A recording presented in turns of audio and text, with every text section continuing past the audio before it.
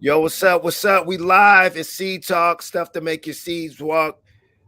We got my man here. It's long overdue, man, and I really appreciate you taking time on this holiday, 4th of July. Got my man Yirim Seck here, and it's been long overdue. I'm gonna let him introduce himself, but also want to recognize and acknowledge everyone who are celebrating this holiday of Independence Day, the 4th of July. I celebrate it and recognize it in a different way. As you see my shirt, I like to recognize all of the colonized Black and Copper, Indigenous, Aboriginal people all over the world who have gained independence from colonial forces. 1804 Haiti, 1896 Ethiopia, 1957 in Ghana, 1962 for Jamaica. There's so many, you know what I'm saying? So I just want to give, props to those nations who had enough courage and give a moment of silence for them real quick. All right, bet. So I just wanted to I got a very special guest. I'm really excited for the banter that we're gonna have today on Seed Talk. Because we're gonna talk about the state of hip hop. We're gonna talk about who gets credit for, creating hip hop. Is it the African diaspora? Is it Black Americans? Because we got people like Tariq Nasheed, or we're talking about Tone Talks or Yvette Carnell, who are with the Foundational Black Americans or African descendants of slavery. They like to really concentrate on Black people from America that have not immigrated here, not a part of the diaspora. They're not really into, the whole Pan-African movement. They're really into like Black Americans created hip hop and not giving any credit to the diaspora. So we're gonna talk about that and just talk about a little bit about the state of hip hop, because people saying this hip hop is whack now, and we all got our opinions, but Yirim and I are about to get into it. So Yirim, why don't you tell them, what I'm saying, where you from, what you do, and all that, blah blah blah. Yeah, hold on one second. Let me close this door real quick. So there ain't no background noise in here, yeah. My apologies. Yeah, so my name is Yirim Seck. I'm a first generation Senegalese American, born and raised in the historic Seattle Central District. I'm an artist and a musician, community activist, for lack of a very better word, I guess. Been doing hip hop for about 22 years now. I own and operate my own construction company as a general contractor. I'm a teaching artist. Um, I do a lot of things. Um, yeah. I mean, is there any specifics y'all want to know? Yeah, man. I want to let people know where they can find your music so they can check out your music and whatnot. And you got some good music, man. Man, thank you. That means a lot. So I'm on all streaming platforms under Yirim Seck. That's YIRIMSECK. There's only one Yirim Seck. I should be pretty easy to find. That's SoundCloud, Bandcamp, Apple Music, Tidal, Spotify. I'm everywhere. That's what's up. Why don't you just tell us a little bit, about the Central District, growing up in the Central District, and what it means to you as an artist, as an activist, and just as as a a Senegalese American. Tell them a little bit about it, and also talk a little bit about your background, your ancestry, and your parents and whatnot. So where do I start? I've been in the Central my whole life, literally. I've still reside in this Central. I've moved a total of 4 times, and it's never been further than, I say, like 6, 7 blocks from my original birth home. So I've seen the change in real time. A lot of my music is reflective of that too, in terms of um, the history of the Central District and the change We're constantly having this conversation of gentrification, displacement, um, which was urban renewal at one time, which was weed and seed at one time, but it's all the same thing. So a lot of my music is reflective on that. But there's also a cultural aspect to it. I'm Senegalese American. My father's side is Senegalese. My mother's side is American. My mother's from Arkansas. Um, and it's weird because I have a Christian side of the family and I have a Muslim side of the family. How that happened, I couldn't tell you, but it worked out. Um, so my father being Senegalese, he is part of the Rio tribe, which is funny because you got the the you do the little storytelling that has to do with like the griots. And for those of y'all who don't know about the griots, in Senegal, the language is Wolof, and there's no like literal translation for certain things. And what people don't know about the griots is that a lot of the history was passed down through storytelling. So they're like the keepers of, history, and they pass it down um, through the oratory. So it just kind of runs in my blood. I guess I got into music at an early age. I like words. I like telling stories. I also understand that as a first generation Senegalese American, that my story is not exclusively mine. So, and when I say that, I don't mean you got to be Senegalese to relate to my story. This There's an intersect between you being a Japanese American, an Ethiopian American, a Senegalese American, whatever it is.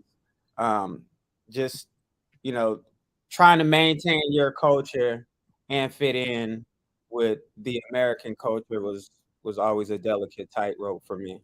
Because growing up, I was largely ashamed of being African because they teased me for having an African name that they couldn't pronounce, um, having the big lip, broad nose, nappy hair, being called all kind of names. So I dealt with a lot of insecurity when it came to embracing my Senegalese heritage, and I found power in the music. Mm. And when I started telling my story, I realized that it wasn't just mine. So that gave me even more power to dig deeper and reconnect with my culture, heritage, lineage, and really figure out who I was as an African. And now I'm Senegalese, 100. Yeah. Um, and that's just that. Yeah, that's dope, man. That's dope, man. I appreciate that. And it's really interesting just growing up in the black community. It seems like our peers, and as we get older, we call them colleagues. They, you know, in the black community, they always have some kind of reason to utilize and apply those I call them plantation politics. Hmm. And what it is like always trying to figure out a way how to other someone. Like, what Right. was your name?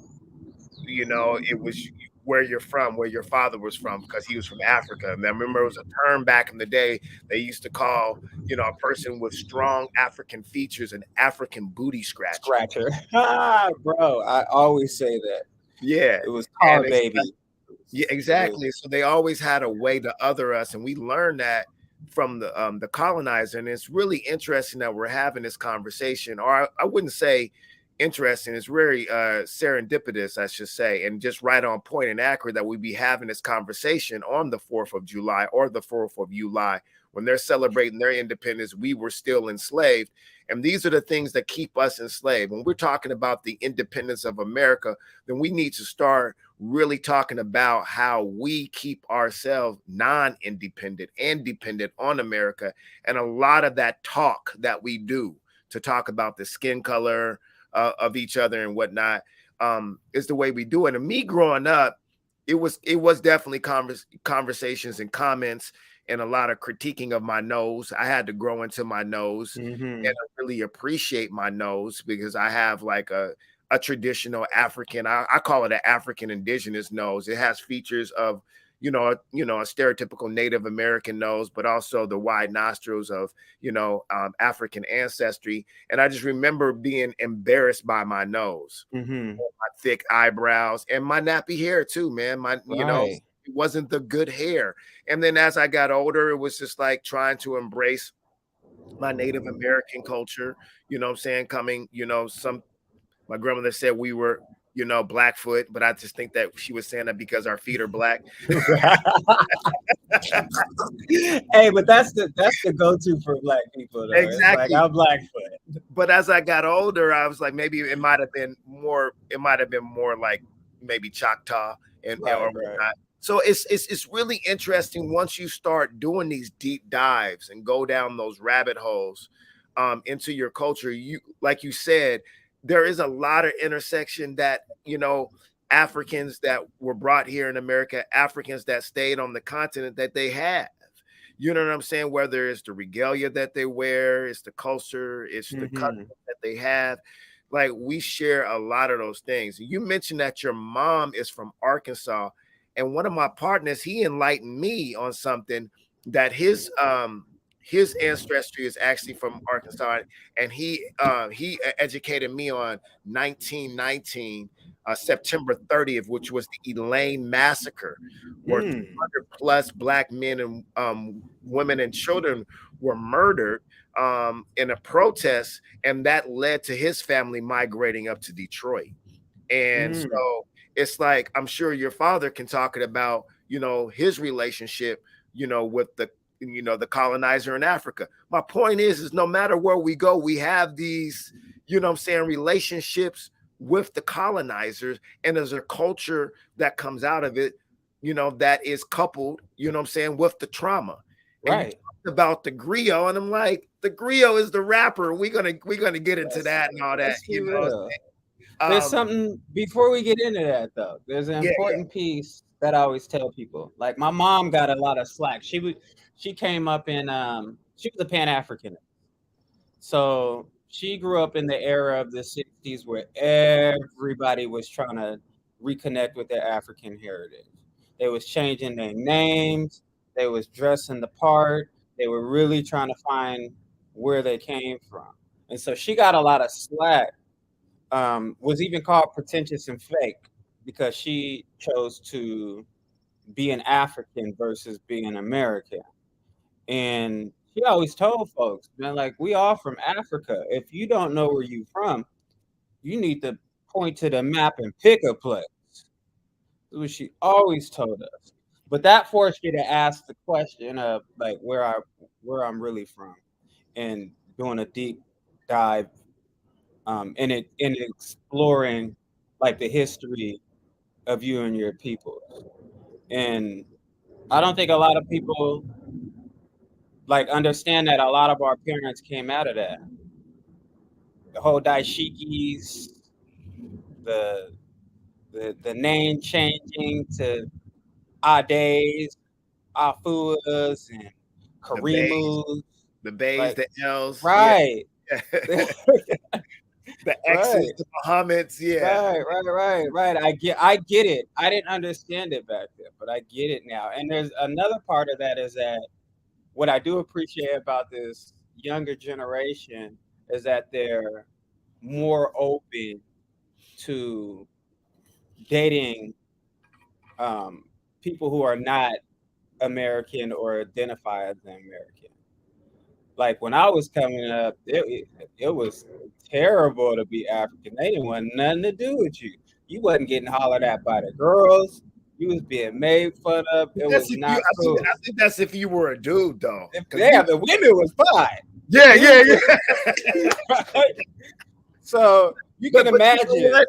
But You you can know what? imagine uh, how my self esteem and confidence was chipped away at before I could even you know build one. I didn't have the confidence. I didn't have the mentorship. I didn't have the self esteem. Um, my power really came in discovering hip hop and using that as an outlet to kind of tell my story. But these new kids, they with it, man. They Yeah, love the Ethiopians. They love the Senegalese. They love everything African, and I'm here for it. okay, that's and I work in the schools, and so it's good to know that they're doing that. I work in Tacoma, and when I worked in Seattle, I think it was a little bit more prevalent in Seattle. I don't really see it that much in Tacoma. Mhm. Seattle's more of an international city than Tacoma. No knock on Tacoma because I love Right. Tacoma, but it's a more of a town.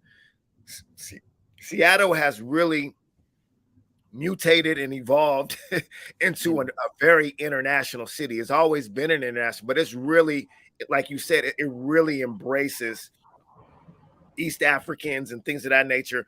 And when I was in school, man, in perfect colonizer, what I'm saying, imitation fashion, we accepted the women because we wanted to what's the word I'm looking for? We wanted to court them Right. more or be romantic with them or sexually conquest them more than anything. So the women were definitely accepted more than the men, even if it was only for that reason. And I remember I Hmm. was trying to get with a few Ethiopian sisters, and I ended up getting with an Eritrean sister when I was like maybe a senior in high school. And I just remember the commentary that she said about how her parents felt about Black Americans, though. Mm. And she was just like, they would rather me date a white guy than date you.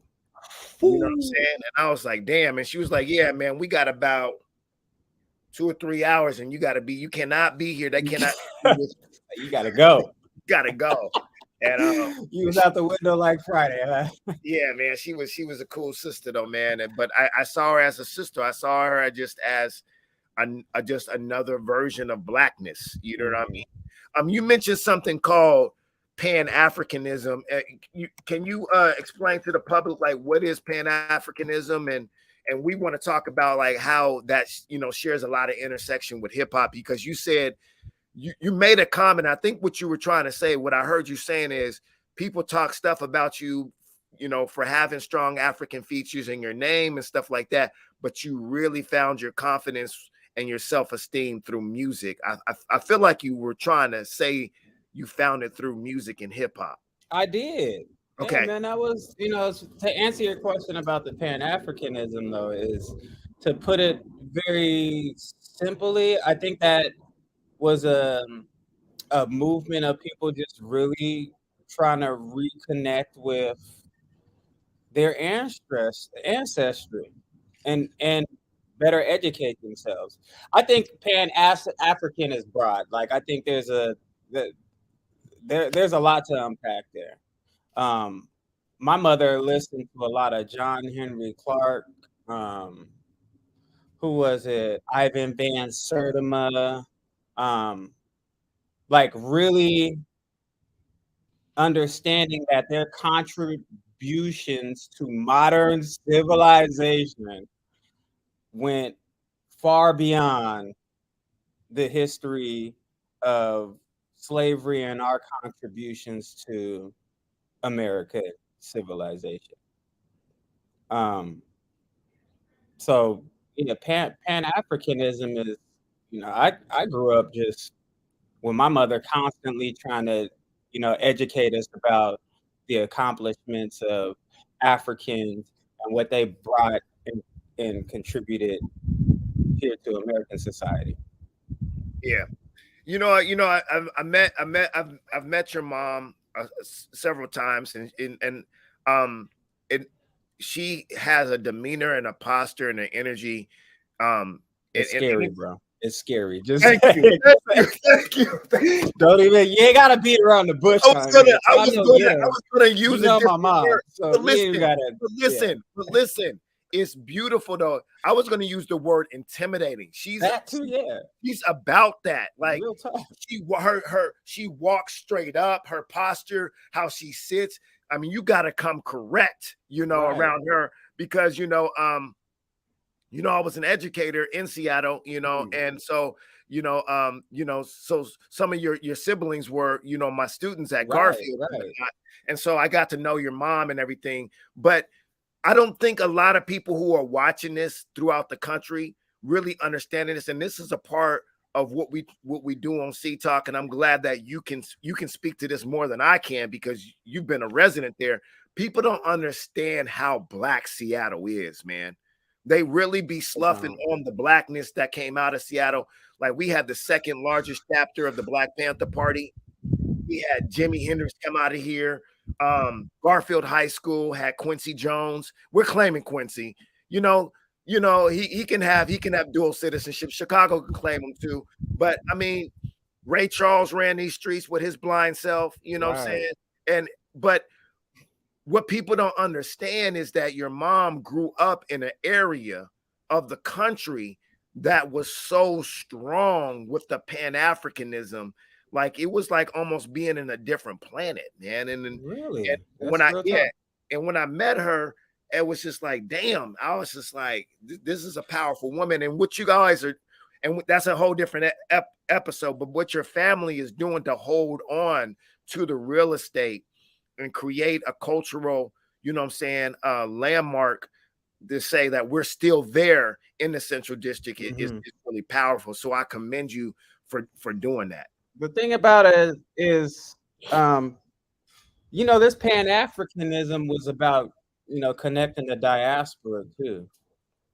So I guess it's no coincidence that my mother married a Senegalese, because that was the whole purpose. Like they was really trying to. I guess my mom was like, "Y'all gonna be African. My kid's gonna be African. We just not gonna be American." So it was intentional. I think it was intentional. I don't think she said that because she married. We don't all have the same father, but she married 3 African men, and all of us turned out beautiful, man. And she made it so that we could never be ashamed of being African, because the hardest part about growing up with my mother, believe it or not, was not the intimidation.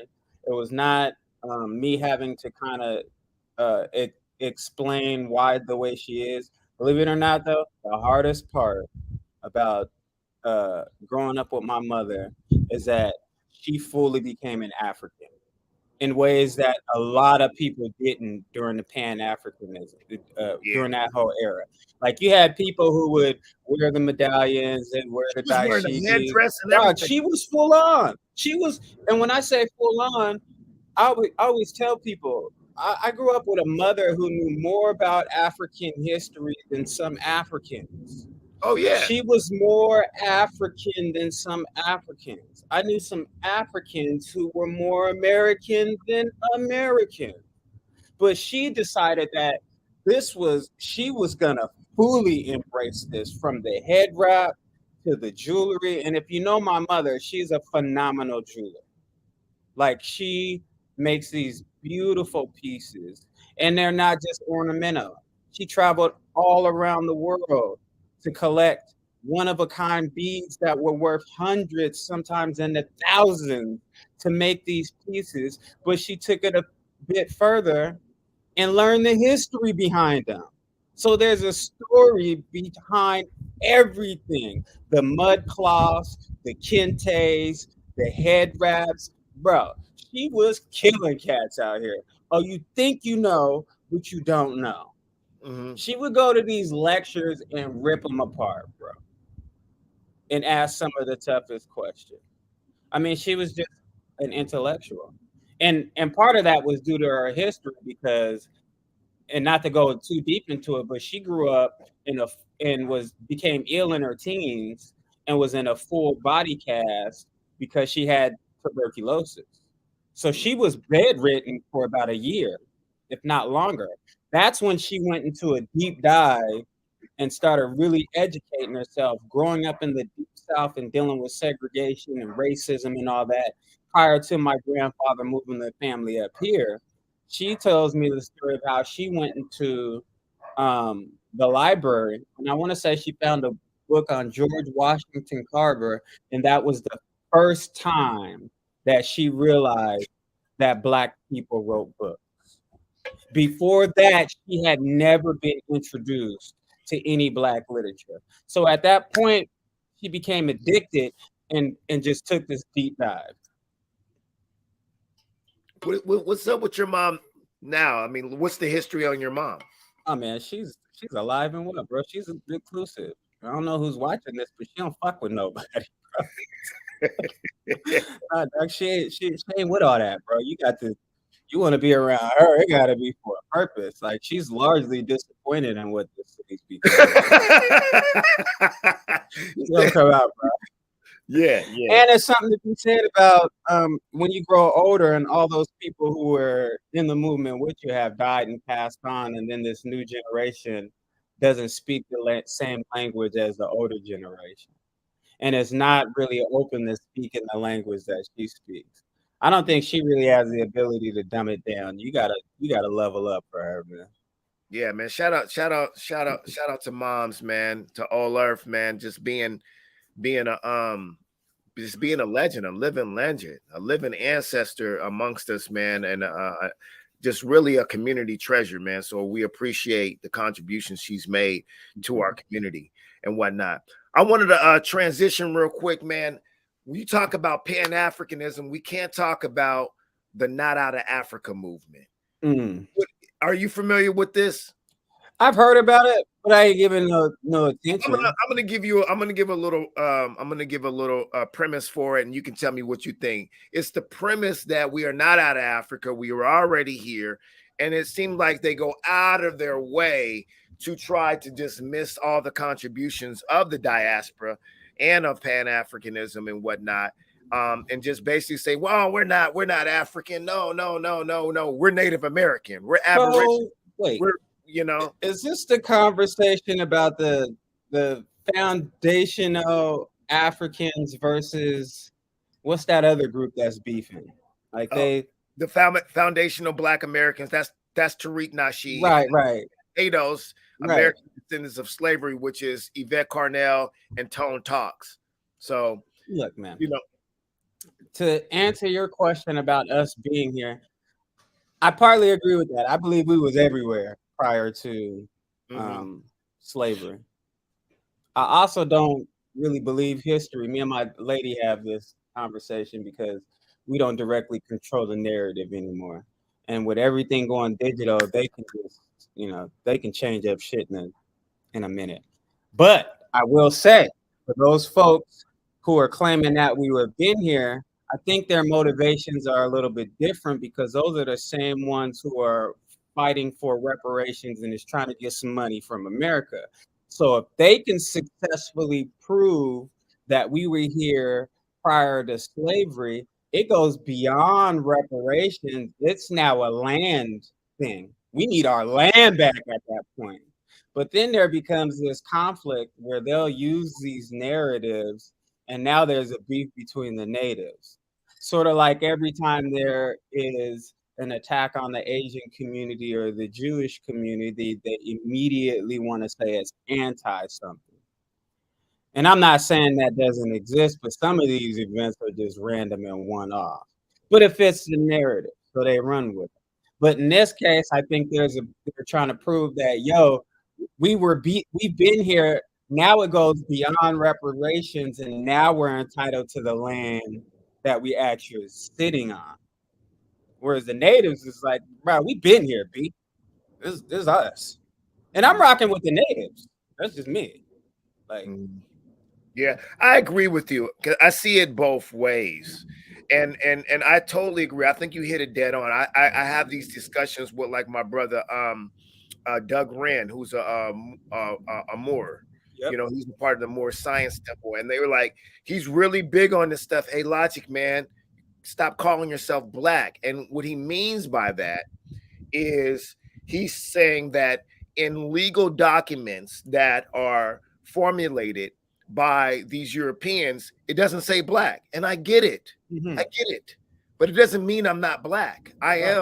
I'm terra preta. That's the color of the soil that is out of Amazon. That is, that can fertilize itself. I am melanin. Melanin is Black. I am carbon. Carbon is Black. It's the foundation of all life. Where there is carbon, there is life. So I'm never going to deny my Blackness. Or, I can call myself copper. I understand why they want to call themselves you know what I'm saying, indigenous or aboriginal, because that or more, because that can be found in paperwork, Mm-hmm. which say can give us some kind of entitlement and justification towards land and money and reparations. I totally get that. Right. And you know more, you know about that more than me, because you guys are seizing up land over there in the Central District and making sure y'all are not forgotten. So I understand the importance of that. However, you can have it both ways. Mm-hmm. You can say poetically, historically, even going back to Egypt or Kemet. Stop saying that Kemet means land of the black, but they're not talking about the people. They're Right. talking Right. about soil. Stop doing that. Right. Just stop doing that. Even if they're talking about the soil, you're talking about a group of people who identify with the color of the soil, which is black, which is the land of black, which is the land of the people. We've always identified with the land. Right. That's the reason why it was such an atrocity and a travesty for the European to come and steal the land, because it's like stealing the people. No one owns the land. We are a part of the land. Right. So to say that the land of the black is only talking about the soil, but not talking about the people that are on the soil, come on, man, you double talking now. That's real. You know, so you don't have to go out of your way, ADOS. You don't have to go out of your way, FBA, or even my man Dan Calloway, who has this whole Aboriginal movement going on, saying we didn't even come from Africa. You know what I'm saying? Where are all the slave ships? Like they're at the bottom of the sea. Yeah. I'm say that name again so I can, because I'm about to look this up. Dane Calloway. Now Dane Calloway. Dane Calloway is what I would consider like an internet social media scholar. Okay. And I have no problem with Dane Calloway or his followers, the Aboriginal movement. I'm just saying you have to have a wide variety of resources and sources for your information. Just don't go from one thing. Yes, some of us came here on slave ships. Some of us were already here. You ask where the slave ships are, they're in the bottom of the ocean, like the Titanic. Go find them. They were also destroyed because slavery was prohibited and people wanted to destroy the evidence, because the penalty for continue to profit and conduct yourself in the slave business could be death or life imprisonment. So they were destroying them, or they were just using the wood for other things. Right. They were recycling the wood. So that's where the slave ships are. But there's just too many correlations of what we do. Even if we're just talking about the Geechee Gullah and the Sea Islands in South Carolina, it's obvious that we came from Africa. That's true. A lot of us, but a lot of us were already here too. Yeah. So I'm just not really buying this. According to my, don't even argue with me. You don't even have to argue with me. Just argue with the scholars. Argue with John Henrik Clark, like your mom, like you said. Right. Argue with him. Argue with him. He wrote books. Another thing, it's funny that I was just about to mention that. My mother always mentions that too, is that nowadays they just spit out this stuff as if it's fact with no reference. Whereas a lot of these books where we were reading literally had references. They would cite where this information came from and where you could find it. You could not dispute this. And it wasn't one scholar, this was multiple scholars. And in some cases, it blew people's minds to hear white scholars co-sign it and be like, facts. Mm-hmm. Yeah. It's I was going to mention that. So that's why I do see talk in this environment. Mm-hmm. You know what I'm saying? With all these books. I have over 1,000 books here. And like you said, in the back of the book, it has these references. Now, I'm going to be objective. Mm-hmm. Some of the books do reference other people who have the same agenda to make the same point. I get that. But that's why you got to keep checking the references for all the different kinds of books. Right. And then you'll say like, oh, a lot of white people are saying the same thing too. Real talk. Who don't have a vested interest in, in us, like, in this particular agenda. So that's that. Here's another thing. When you search when you're doing your searches and trying to figure out stuff, stop just using Google. Yeah, Google's not There's it. there is an algorithm depending on where you live that will determine what kind of information Google will give you. That's a fact. That's Use true. other search engines. I don't have all the search engines off the top of my head, but I have these books, so I usually do use Google. But that's because I have all these resources behind me. But I have tried to research stuff from these books that I won't find on Google, but I have found it years ago. So it tells me that Google has made some modifications and adjustments over the years to give you access to certain information. They're changing history and information in real time. Yes. And this is where we got to be careful. Yeah, probably 50 years, Martin Luther King will be probably mulatto. Probably. You're probably right. And guess what? This new generation will be none the wiser. They're gonna have. Oh man, oh man, it's they're gonna have. Oh man, I can't even. Bro, put it like I've seen YouTube videos. They're gonna have Seth Rogen playing Martin Luther King, man, in the movie. Right. Have you ever seen them hip hop reaction videos where the new generation who's listened to say like Tupac or somebody for the first time? It blows my mind that they've never.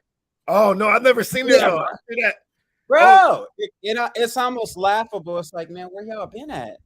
But then I realized that's our fault too, because the parents aren't really educating themselves. The parents probably aren't educated. One, I hate to say that, but they're not passing down a lot of this information to the kids. Well, I wouldn't give them a hard time though. I don't give them a hard time. I mean, hip hop is so low. I mean, hip hop is just an example, but that can translate to, Black history or anything. I guess what I'm trying to get at is that there's just a level of exposure here that they're not getting when it comes to accessible information. Like it's you gotta hear something for the first time at some point. I get it. Well, real quick before we transition, because I've never seen them before. Now you got me. They're hilarious. You got to go online. They're hilarious.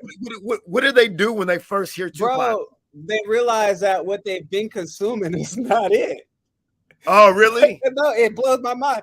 It's like in that very moment, they are now set on this path of exploration to go back in time and listen to what we were listening to. People get mad at let me put it like this before I go into that. Recently we were in the car, me and my lady, and we were listening to music, and they're now sampling music from the 90s and 2000s. Yeah. Right. And I said, well, that only makes sense because we sampled. Yeah. But if it wasn't for the sample, it would not prompt me to go back and know who Earth, Wind, and Fire was, who Bobby McFerrin was. Where did that drum loop come to? That sent me down a path to digging through these records and familiarizing myself with music that was generations before me. So now we got music that I'm listening to from the 60s, 70s. I'm an 80s baby. And my lady laughed because there's music from my generation that I don't know about, but I'm more familiar with music from the 60s and 70s because that's what influenced hip hop. I'm a hip hop baby. I was raised in the 80s, but some of this music came out when I was 1, 2, 3, 4, 5 years old, and I wasn't tapped in. So now I'm really going back and refamiliarizing myself with music that came out when I was born, during those early years. I ain't getting into hip hop till like maybe 92, 93. Oh, okay. I was old school, bro. I was old school. My mom she was bumping everything. She was bumping a lot of African music too, like Yusuf Ndur, Baba Mal. I had the best of both worlds, man. So this is only natural. You came into that's a good transition. You came into the state of hip hop at a very good time because I felt like hip hop was really reaching its point, its prime in the 90s. A lot of people will say that the 90s is the golden age. I like to say that hip hop in the 90s is kind of like basketball in 90s. You know what I'm saying? In the 50s, Mm, 60s, you had the cats doing the granny shots in basketball. You had Wilt Chambers scoring, you know what I'm saying, right. 127 points in a game, 55 rebounds in the first half. You know what I'm saying? It's like, It's bro, different. you're playing against scrubs. You're playing against middle schoolers. Those asterisks, that's a different argument. But by the time we got to the 80s and Jordan was there and the Patrick Ewing and the Dominique Wilkins and things of that nature, it started to ramp up. And then the 90s came, and then it was Kobe Right. back, and it was all these. Then it was Tim Hardaway with his crossover, and we were like, "What is this?" It was the Oh, finesse players, man. They yeah, added it. The swag came in, but that was all hip hop. yes, I remember where they went from. The moment they went from tight shorts to baggy ones, because Iverson made that shit cool. yes, and then the tattoos and all that. Right. Cornrows, But I'm Spreewell, like, all if them. you played basketball in the 90s, you can play in any era. Mm-hmm. That's how I feel until it Right. changes. That's real. Until it changes. You know what I'm saying? Because the best of the best came out of the 90s. I feel the same way about hip hop. That's why I'm so proud of people like Redman, Mm-hmm. Jay-Z, Nas, people who All are the old heads who are still like, yo, we 50s. got it. They're in their 50s and they're like, what? They're making just as good, if not better music. Their rhyme schemes are on point. Like, But they understand that they gotta keep their sound updated, and the language has to stay current because every generation has their own language, and right. that's why Nas. What do you say on that album? I'm trying to make music for the 16-year-olds and the 60-year-olds, so he understands. Right. Like you can't be coming at 88. Some of these old rappers be showing their age. They still really dress like they in 88, bro. Like, and you wonder why this new generation ain't listening to you because you ain't updated your sound, your style. There's nothing that they can relate to there. But then you mad that they don't give you this level of respect or that you're not mentioned. Yeah. When it comes to hip hop. It's funny that you said that, and this is a good transition because I want to just talk about the state of hip hop right now, and then we'll leave the last topic of who created hip hop, who deserves the credit for the last part. But I was watching the Art of Dialogue. Shout out to the Art of Dialogue. There's a brother who does this podcast, and he has some good artists on there. I love the story. He had an episode with Melly Mel that came out in early 2023. And Melly Mel was on there with his gold chains and Right. Looking 88.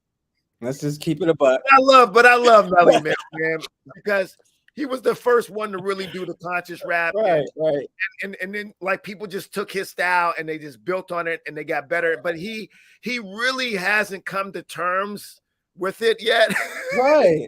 So it's like it's literally stand-up comedy to say, man, I'll battle anybody. Eminem, this, that, and third, this, that, and third. I'm like, and he was saying stuff like, well, you really can't say that Lil Wayne, you know what I'm saying, is really a good rapper because he's not even using his own voice. He's using auto-tune. I'm like, bruh, I would just. What about Zach Roger?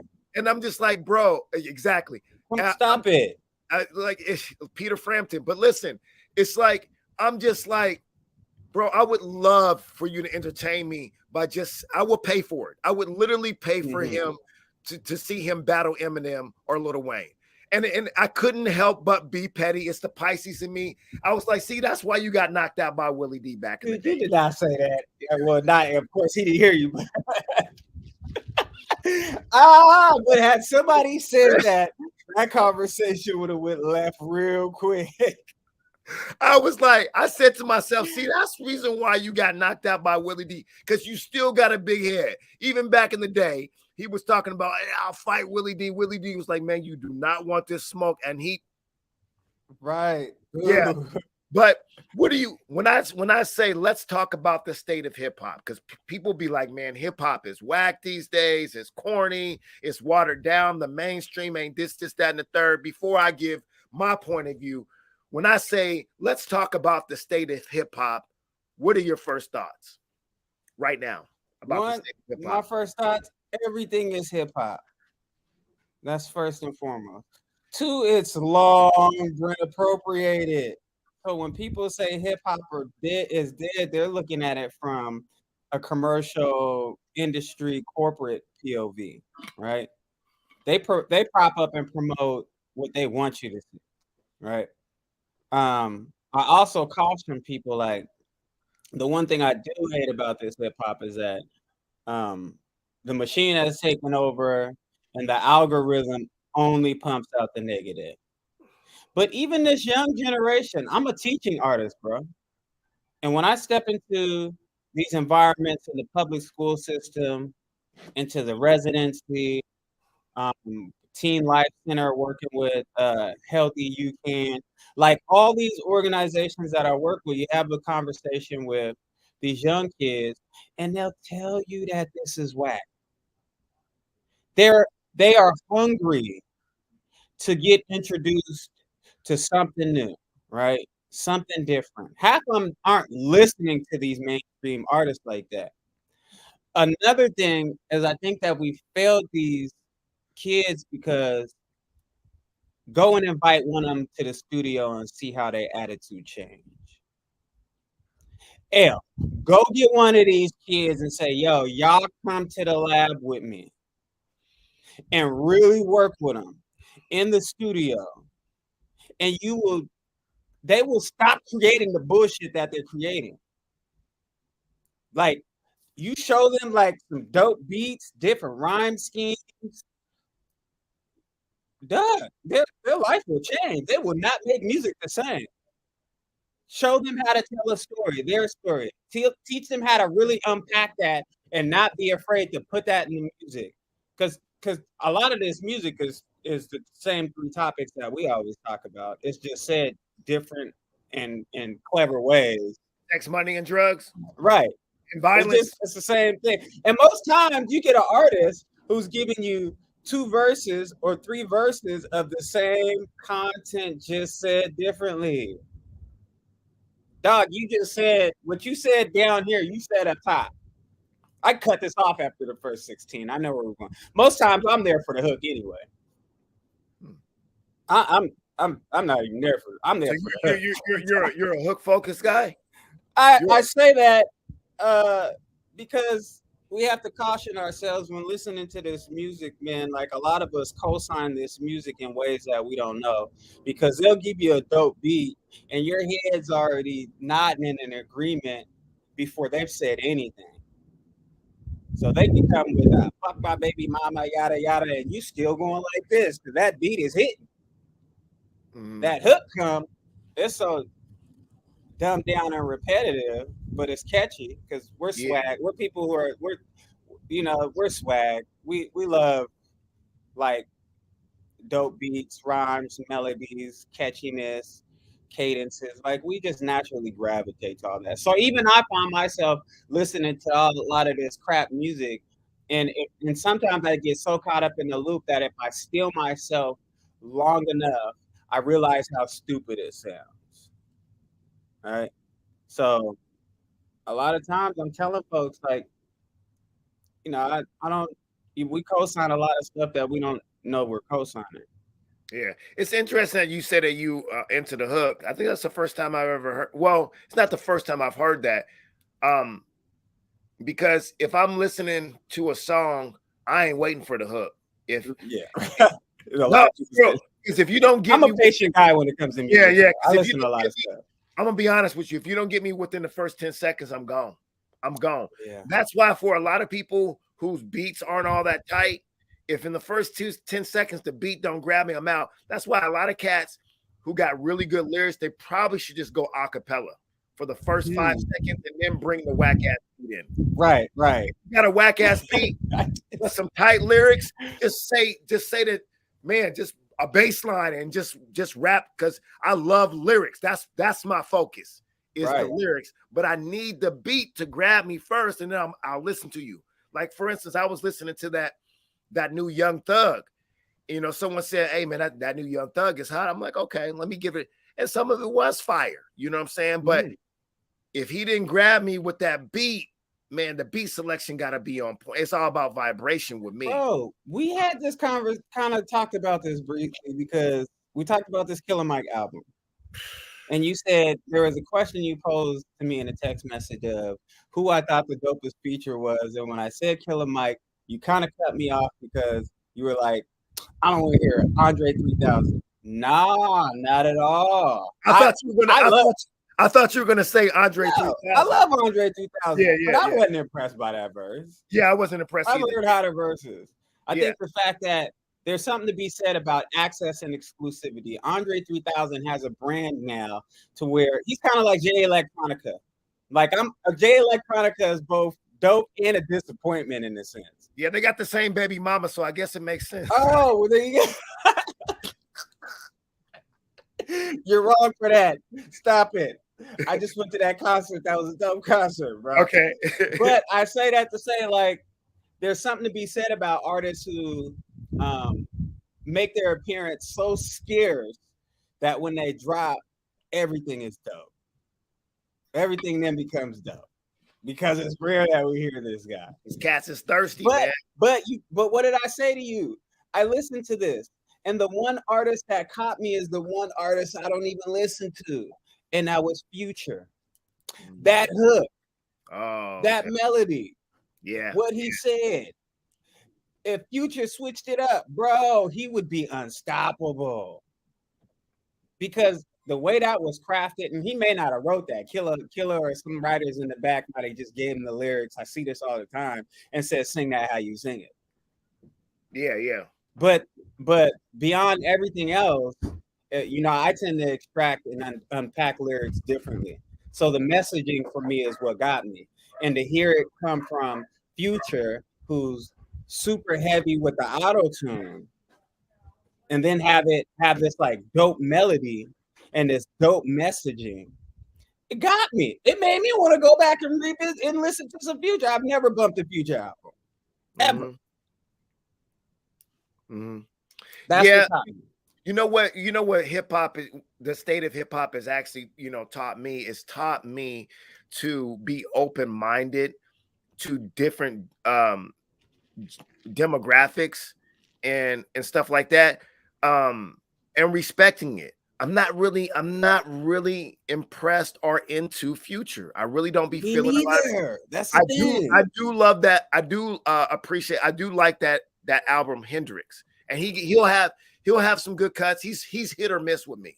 Right. He's hit, miss, or average to me. But here's the deal, though. You go down south, particularly in Atlanta. That man is the man. Everybody says that. Man, he is the man, bro. Like he's bigger than Jay-Z. But people got mad when this young boy got online and said that Future was more influential than Jay-Z was. He is. He was doper than Jay-Z.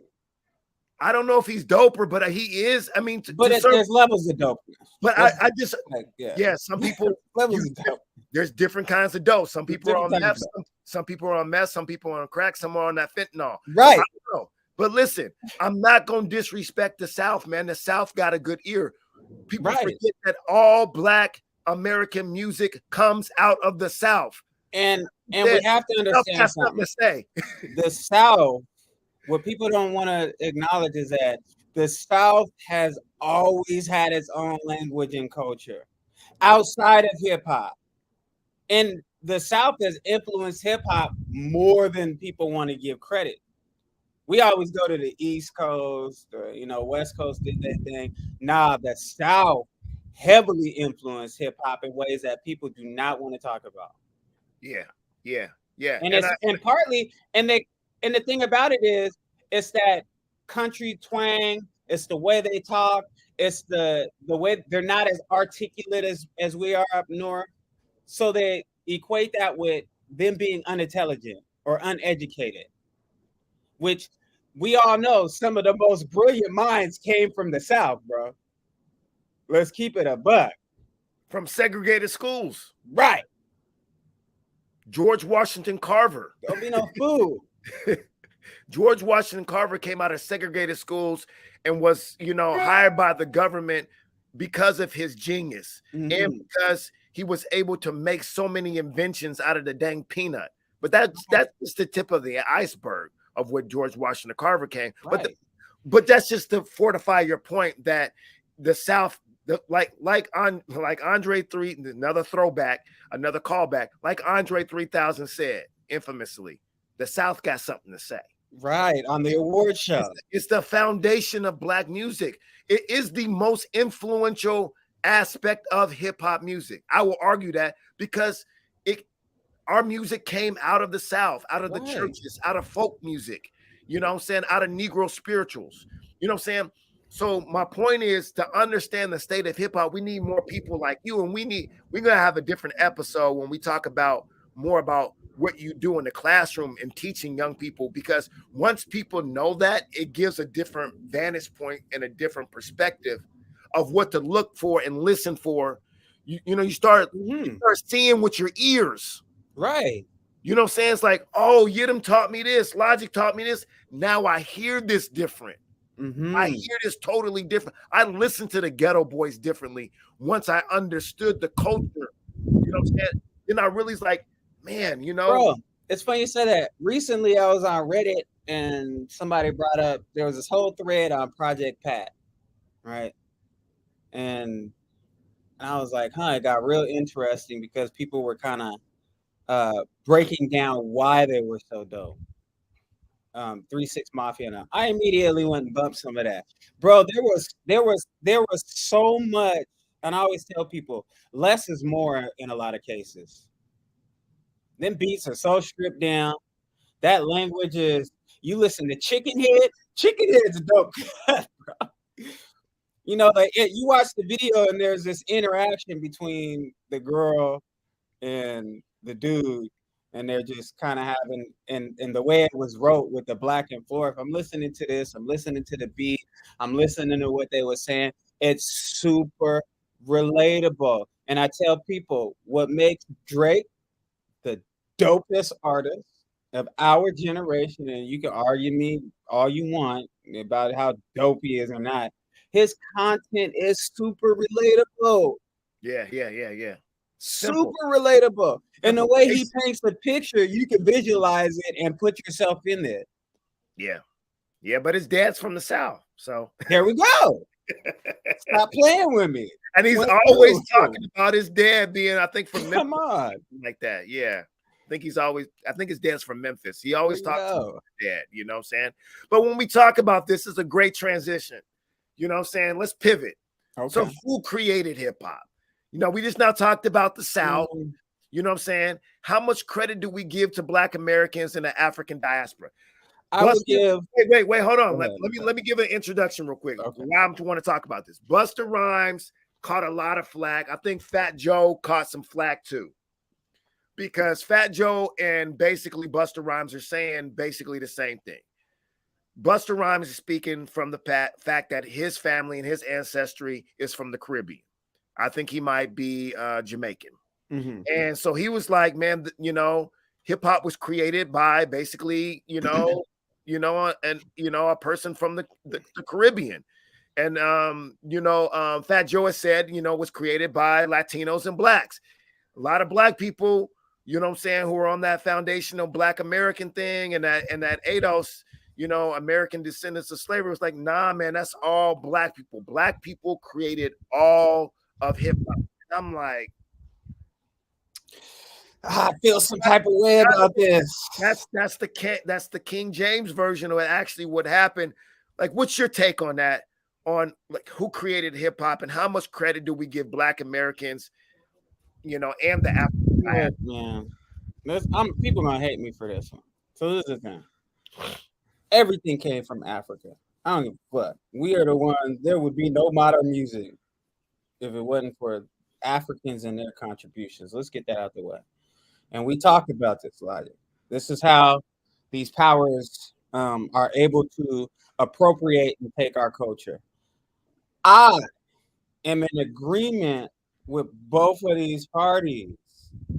I would say yes, Africans created hip hop. That was, all the rhythms, the percussions. We listen with a third ear, so we're able to see these little pockets and rhythms that Europeans can't pick up on, bro. I hate to say it, bro, but we hear differently, right? And that's partly because of these unsyncopated rhythms, that come through the drum. The drum is the foundation of everything. I don't care what you tell me, bro. Two, I will say, yes, blacks created hip hop because we defined it. We put a definition to that. We took that, we added to it, we made it something ours. It came out of black struggle, and we defined it as hip hop. But as a result, the Europeans let us do that work. Now that you have defined it, they were able to take that and market it. And I tell people, once we're the innovators of everything. They sit and watch. Once we define that, we did the work for them. They don't need us no more. They Yeah. took that and ran with it. But yes, I will say, blacks created hip hop. That shit came from Africans.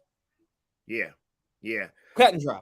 Yeah. I think that we need to create that nuance, and that's where you and I come as educators and artist activists, and that's what's so powerful about what we do as artist activists or activated artists, is because we can actually teach through a song. We can actually lure people in with a dope ass beat, with some lyrics and a dope hook, and have you nodding. As soon as you do this, what are you automatically doing subconsciously? You're agreeing with what I said. What I said, like I said, you already in agreement. So when I get on a track and say, let me break this down for you, and I rhyme the words and I make it sound so nice, and basically when I'm rapping it, and you're nodding your head, but you're nodding your head to when I say black people created the term hip hop. That's different than creating what it actually, all the components of it. We did not create all the components of it. We created a name to represent the colonization of everything. I know I said that word wrong, but we put a name. I've said several words wrong here. Yeah, but there's no way in the world that you can claim that we created the rapper. There's no way in the world Black Americans say we created the rapper when we have the griot. Right. The griot came out of Africa. It's a storyteller. We can't say that we created breakdancing when breakdancing was literally a martial art called capoeira out of Brazil that was transplanted there from Angola, one of many places, but we put it in the form of a dance because we wanted to hide it from the colonizer because they would kill us if we performed a martial arts open. Speed that up. Speed that up. Speed it up. We cannot claim graffiti because there's hieroglyphics on the side of pyramids. How in the world? But we can claim the colonization of it. It coming together, it's synthesis, and we gave it a name. We gave it swag. We gave it slang, and we gave it an enterprise. We gave it we made it so it could be packaged. Right. And this is what I'm always telling folks, that there's levels to this thing. Like, we can't be making these broad statements as if it's just factual. Let's unpack this for a minute. Yeah, and it really serves us no good.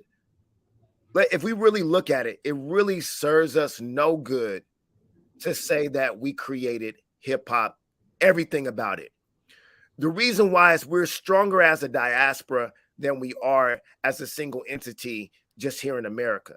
How do you think, white folks, took over stuff? They didn't take over it just by saying, well, Us Italians, we created everything. You know what I'm saying? Us British created everything. Us French, no. They got all the diaspora of the European diaspora together and said, this is how we're going to split up Africa. Pretty much.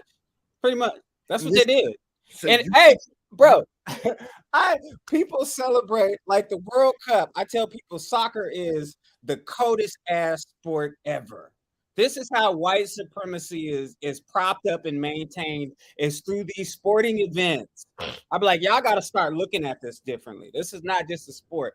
I bring up soccer because this is the biggest sport in the world.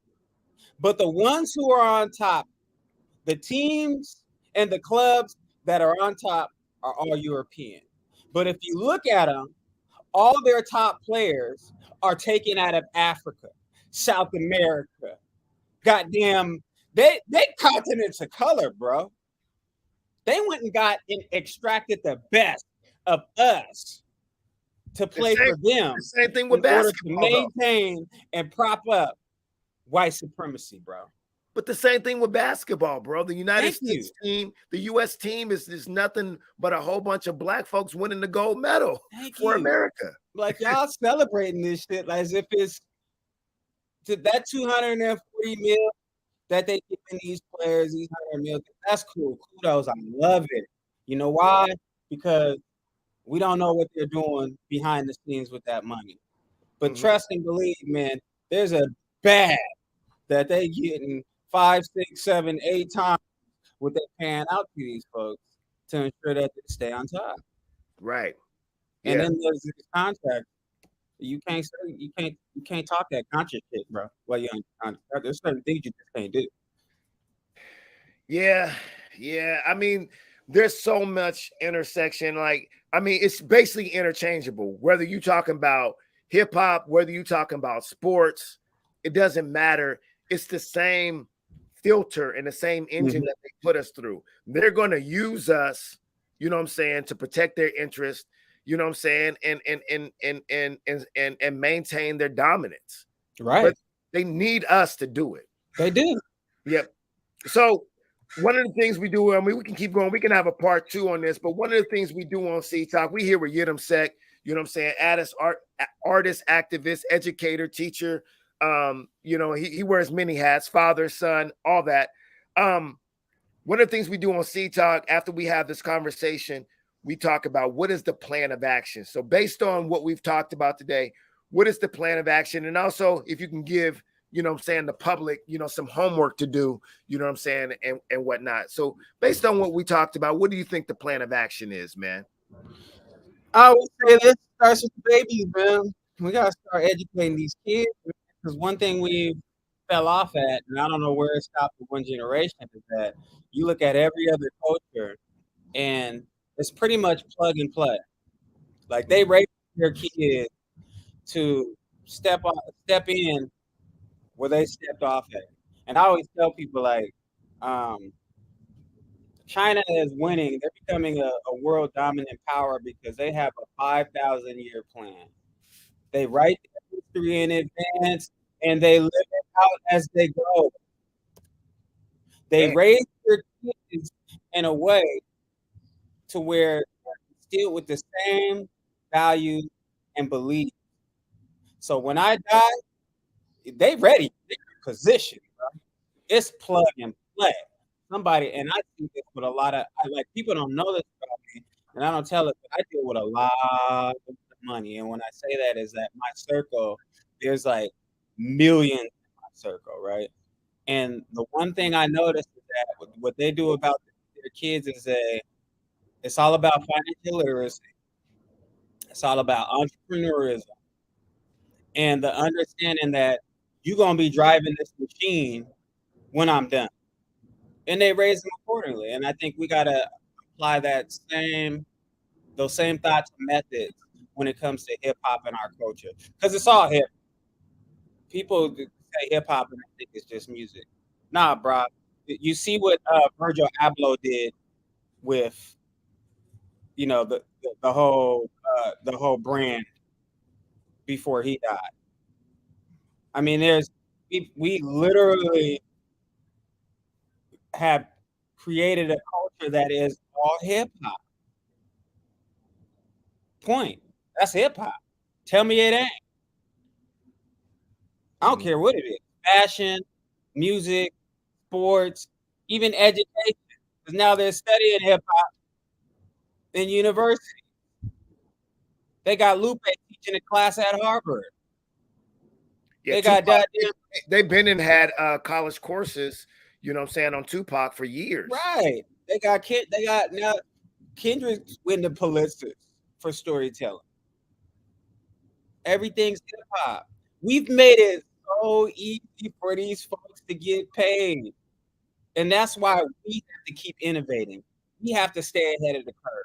But we also have to get to a point where we stop giving them this shit and maintain control over this. Yeah, that's another episode because I want to that because I want to talk about, you know, I mean, who we allowing in our microcosms, you know what I'm saying, in our micro universes, in our micro communities. Who are we allowing to really participate in this? You know what I'm saying? That's where that's where that conversation, you know, what role do the Macklemores and the Eminems and things like that, and the what's his name? G-Eazy.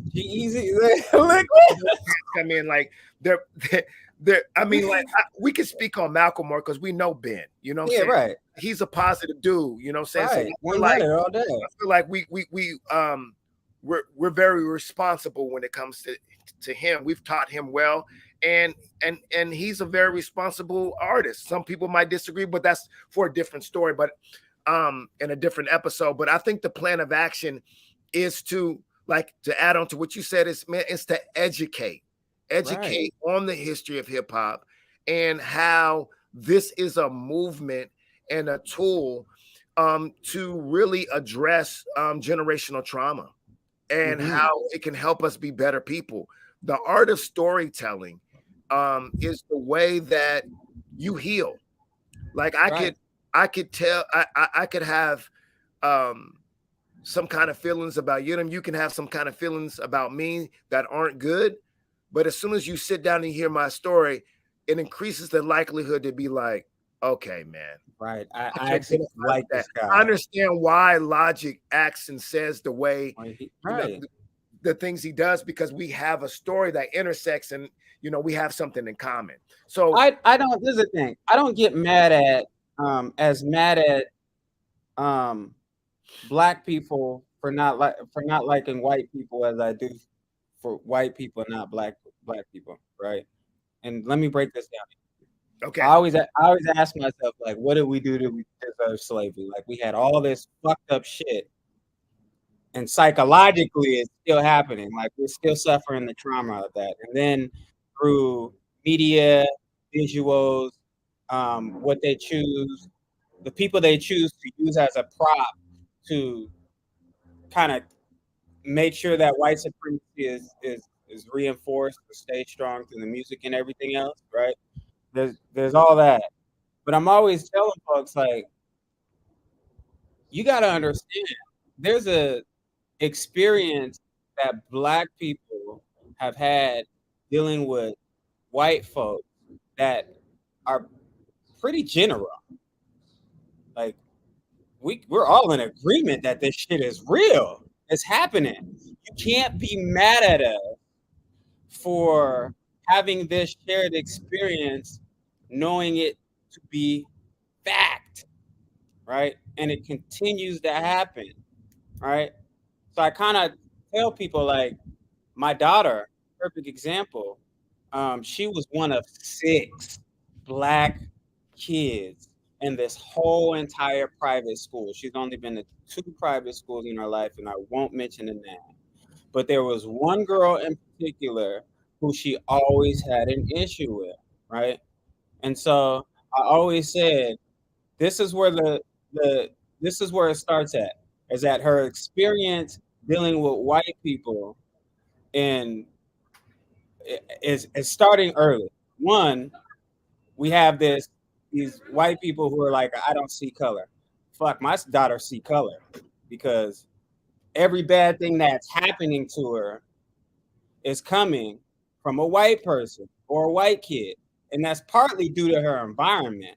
It's kind of a numbers game. Her being one of six, the chances that her being attacked or belittled or constantly reminded that she's not shit or doesn't have a place increases because she's in an environment that doesn't have many of her and she doesn't see a reflecting of her face. So this is where the generalizations and the stereotypes begin at an early age because her experience dealing with a certain group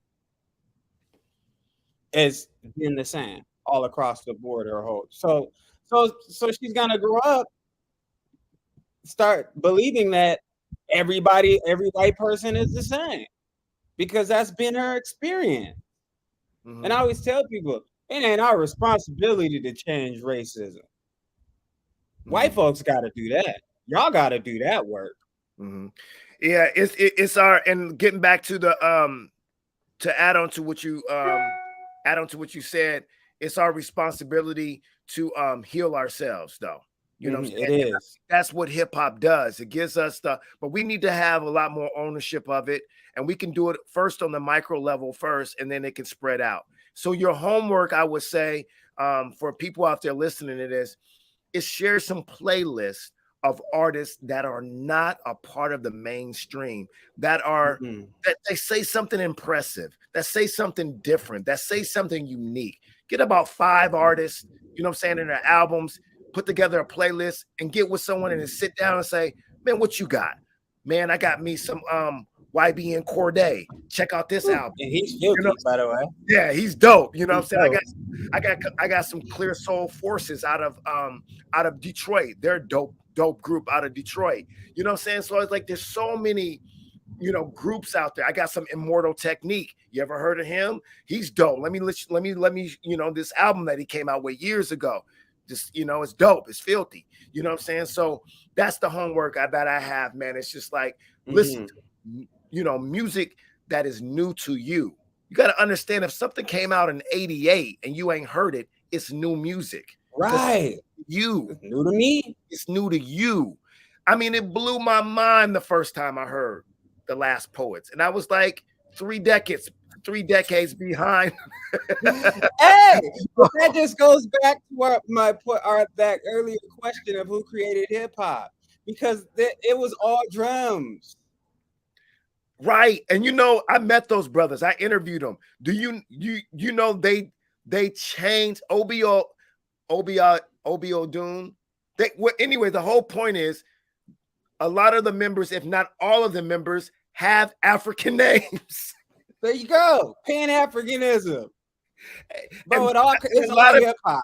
And a lot of people credit The Last Poets as being the forefathers of modern day hip hop.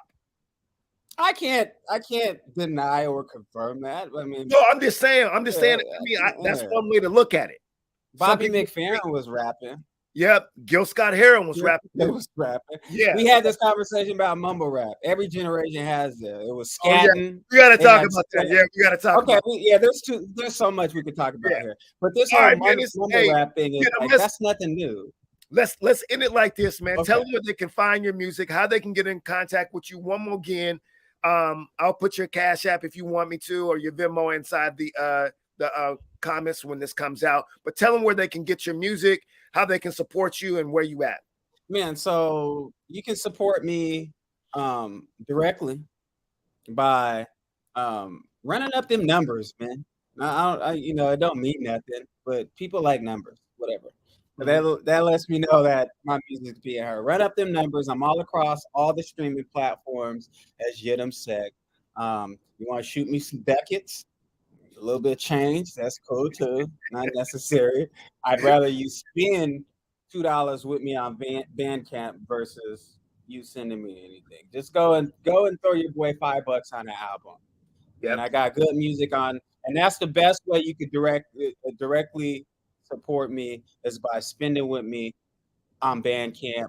Go to SoundCloud, run up them numbers. If you got a streaming platform of your choice, man, my monthly listener count needs to go up. What's up? I'm at a whopping 144. Boy, there's 144 for listeners out there monthly who rock with your boy. Hopefully you can be 145. Come on. No, but in all seriousness, man, you're not giving yourself any justice, man. Yirim really does make good music, and Thank you. he has good visuals too. He's out there. Just search his name. His music videos is hot.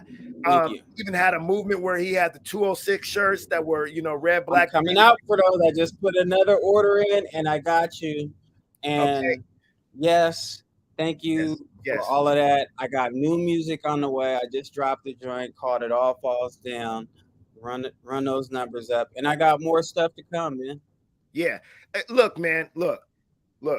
Here's the deal, man. Seed Talk. Not saying that I'm never going to put someone on this platform who doesn't make good music and impressive music, but Yirim's not one of them. I'm always going to refer you to good people or good people who make good music. You're going to get one or the two. You know what I'm saying? And he's one of those people, man. And this is the last thing I want to say, man, because this is heavy on my heart, man. I'm going to end with this, man. There's a lot of movements out there to be like, Africans don't like us. They be yeah, there's a lot of black folks that don't like Africans either. But my question to you is, who is these Africans you hanging around with? Right. Who are they hanging around with? Because there's sellout Africans. Maybe you should stop hanging around those sellout Africans, because the Africans that are part of the diaspora that we rock with, that, support black nationalism, they don't dislike black folks. When I went to Ghana and I got off that plane, I was rocking with Ghanaians who rock with black folks. You know what I'm saying? So my question is who is these Africans you hanging around with? Maybe you need to get into a different circle and then inbox me, because I can definitely initiate you into a circle of Africanisms, black people all over the world who support the freedom, liberation, and reparations for black folks in America. Don't believe the narrative. That's what I'm saying. Don't believe the narrative. And in closing, since this is music and we're talking about healing and trauma and telling our story, the greatest phrase that I've ever heard is from Gabriel Teodros, and he ends every post with, "Music is medicine." Yeah. Check out Gabriel Teodros too. He's out filthy there too. That's shameless plug. My God, another brother of the diaspora too. You know what I'm saying? Right. Ethiopian ancestry. You know what I'm saying? Right. Another brother, a black man. I consider him a black man. Good guy. I don't know who. Man, I'm telling you, man. There's a whole man. Let me introduce you to. Look, we gonna keep going. We keep saying we logging off. We logging off. All right. We out. Hey, peace, man.